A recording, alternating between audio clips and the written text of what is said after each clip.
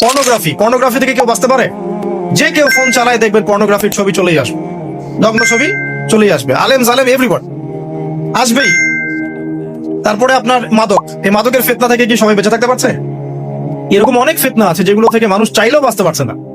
আমরা হয়তো বাইরে দাড়ি টুপি পাগড়ি জুব্বা লাগিয়ে ঘুরছি ঠিকই, কিন্তু আমরা এরকম সামাজিক ফিতনাগুলো থেকে কেউই সেফ না। এই যে আপনাদের এলাকায় যে ফিতনাগুলো ছড়িয়ে পড়েছে, আস্তে আস্তে বাড়ছে না? এমন ফিতনা বেড়ে যাচ্ছে। তো এগুলো যদি আমাদেরকে গ্রাস করে ফেলতে পারে, তাহলে এই পৃথিবীর সমস্ত ফিতনা একসাথে করলেও দাজ্জালের ফিতনার সমান হবে না। আমি কি বোঝাতে পারছি? পৃথিবীতে চলমান যত ফিতনা আছে, ব্যক্তিগত ফিতনা, পারিবারিক ফিতনা, সামাজিক, অর্থনৈতিক, পলিটিক্যাল, সব ফিতনাগুলো এক জায়গায় করলেও মাসিহুদ দাজ্জালের মতো ভয়ঙ্কর হবে না।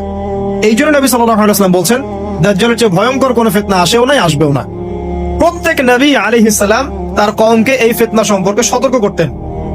এমনকি এক্সাম্পল দিতে গিয়ে নবী সাল্লাল্লাহু আলাইহি ওয়াসাল্লাম বলছেন, নূহ আলাইহিস সালাম, ওই কত বছর আগের নবী, তিনি পর্যন্ত তার কওমকে দাজ্জাল সম্পর্কে সতর্ক করেছেন। সে কোথায় আছে? সে পৃথিবীতেই আছে।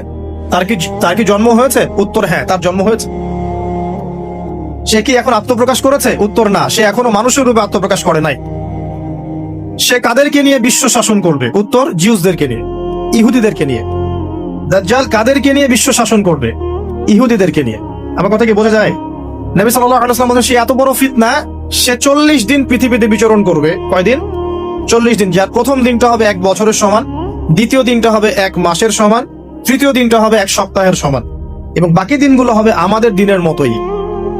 নবী করিম সাল্লাল্লাহু আলাইহি ওয়াসাল্লাম বিভিন্ন হাদিস থেকে বলেছেন যে দাজ্জাল সারা বিশ্বটাকে শাসন করবে। কিরকম? মানে সে ইলাহ দাবি করে বসবে। আল্লাহ পাক তাকে কিছু অলৌকিকত্ব দিবেন মানুষকে ফিতনায় পরীক্ষা করার জন্য। যারা ওর উপর ঈমান আনবে, দাজ্জালের প্রতি ঈমান আনবে, দাজ্জাল ওদেরকে জান্নাত দিবে। তার এক হাতে থাকবে জান্নাত, এক হাতে জাহান্নাম। মানে অরিজিনাল জান্নাত জাহান্নাম নয়, কারণ জান্নাত জাহান্নামকে হাতে নিয়ে ঘোরা যায়? যায় না। আমাদের কিছু প্রোটেস্ট্যান্ট মুসলিম ভাই আছে, তারা মনে করে যেটা হাদিসের শব্দ ওইটাই, মানে হাদিসে যেটা শব্দ সেটাই, এর কোন ইন্টারপ্রিটেশন, ব্যাখ্যায় তারা বিশ্বাস করে না। তাহলে এক হাতে জান্নাত এক হাতে জাহান্নামের ব্যাখ্যা আপনি কি করবেন? সত্যি সত্যি কি হাতে জান্নাত জাহান্নাম নিয়ে কেউ ঘুরতে পারে? পারে না। মানে কি? মানে হচ্ছে যদি কেউ দাজ্জালকে অনুসরণ করে, তার আনুগত্য করে, দাজ্জাল তাকে জান্নাতের নাজ নেয়ামত দিবে, পৃথিবীতে নাজ নেয়ামত দিবে। সে স্বাচ্ছন্দ্যে থাক, তার ফাইন্যান্সিয়াল অবস্থা ভালো হবে, তার স্ট্যাটাস ভালো হবে, পৃথিবীতে ভালো থাকবে। আর যদি কেউ দাজ্জালকে অস্বীকার করে, তার বিরুদ্ধে দাঁড়ায়, তখন দাজ্জাল তাকে অত্যাচার করবে, অন্যায় করবে, জুলুম করবে, তার অবস্থা পৃথিবীতে হেয় প্রতিপন্ন হয়ে যাবে। জান্নাত জাহান্নাম। দাজ্জাল এর বাহন হবে একটা গাধা। নবী সাল্লাল্লাহু আলাইহি ওয়াসাল্লাম বলছেন, সেই গাধার লম্বা প্রশস্ত কান থাকবে, যেই কানের নিচে কত হাজার মানুষ আশ্রয় নিতে পারবে। এখন এটা কি সত্যিকারের গাধা? দাজ্জালের কানের কথা বলা হচ্ছে, এই কানটা কি সত্যিকারের কান? যার নিচে এমন কোন গাধা কি আছে বড় কানওয়ালা যে আকাশে উঠতে পারে?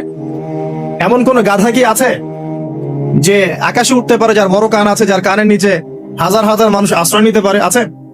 নাই। তাহলে নিঃসন্দেহে এটা বাস্তবিক গাধা বোঝানো হচ্ছে না, বোঝানো হচ্ছে এমন কোন বাহন যেটা আকাশ ফ্লাই করতে পারে এবং এত অত্যাধুনিক হবে যার পাখার নিচেই হাজার মানুষ আশ্রয় নিতে পারবে। এয়ারক্রাফট হতে পারে, আল্লাহু আ'লাম।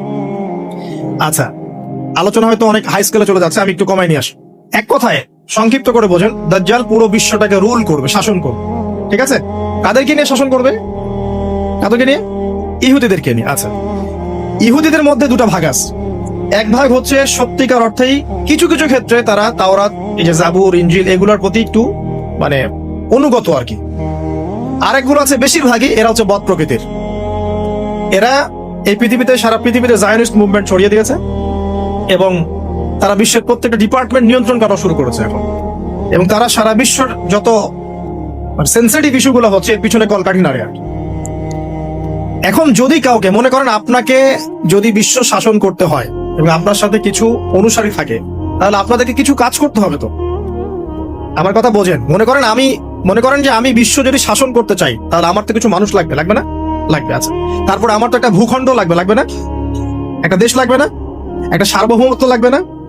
আমাকে পৃথিবীর সমস্ত অর্থনৈতিক বিষয়গুলো নিয়ন্ত্রণ করতে হবে না? ইকোনমি নিয়ন্ত্রণ করতে না পারলে কি ওয়ার্ল্ডকে শাসন করতে পারবে? মনে করেন ওয়ার্ল্ডের ব্যাংকিং সিস্টেম, ইকোনমিকে কেউ নিয়ন্ত্রণ করছে না, সে কি রুলিং স্টেট হতে পারবে?